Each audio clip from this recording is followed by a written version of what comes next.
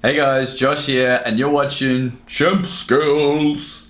And today I want to talk about why. Why everything. Essentially, I watched a video probably about 4 years ago. It's a video by Simon Sinek, and it's called Start With Why. It's one of the 5th most watched TED Talks.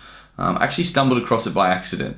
But after you watch it, you will really struggle to think about things in the same way ever again.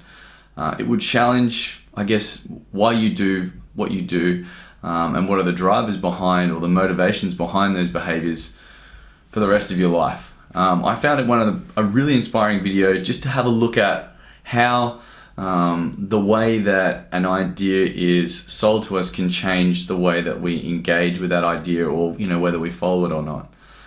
He uses many different examples to talk about the importance of starting with why and how it can change the way that we perceive a product or a leader if it inspires us, and their why can actually be the reason why we work for them and we push that bit harder. Essentially, he talks about I think he calls it the golden circle. So on the outside you have a what we do or what a company does. On the middle circle you have the how, which is pretty common, like how do they achieve whatever that particular product is or the result or the behavior. And on the inside is why. And it's interesting, he draws this correlation between the different parts of the brain. So the outer two layers, the cerebral cortex, which involves higher reasoning, rational thinking, logic. Whereas the middle, or the deepest, most primitive part of the brain, the limbic brain, it doesn't comprehend language and relates to, I guess, that gut instinct or feelings, which can explain why we can be sold on an idea and think, well, that's a really good idea, but it just doesn't feel right. And he talks about that limbic brain being the barrier, whether it's to buy something or whether it's to follow someone or, pursue a certain idea.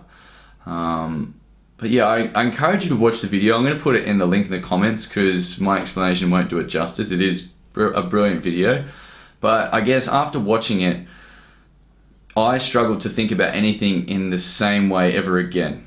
It really challenged the way that I thought about ideas, or if I was trying to portray an idea myself, I would always start with that why. And yeah, I'll let you watch the video to figure it out for yourself. But one last thing is that he also touches on the way that people lead. So if you are in a scenario where people are following you, whether it's in sport or whether it's in the business world or even at home, I encourage you to think about what your why is and to express that when you're trying to get people to follow you. And he gives a really good example of Martin Luther King and how his why was able to draw so many people to his iconic speech, in a time where there was no social media, it wasn't advertised on television or the radio, and I think he got 250,000 people to show up when he gave his I Have a Dream speech. So look guys, check out the video and I guess figure out what's your why. Thus far, all I've been able to come up with is my why would have to be challenging the norms that we have, challenging the way we think about conventional ideas, and if there is a way to improve it, to implement those changes, and then encourage other people to do the same thing. But yeah, still working on it. Look guys, hope you enjoyed today's video. Give it a like, give it a share, and until next time, peace.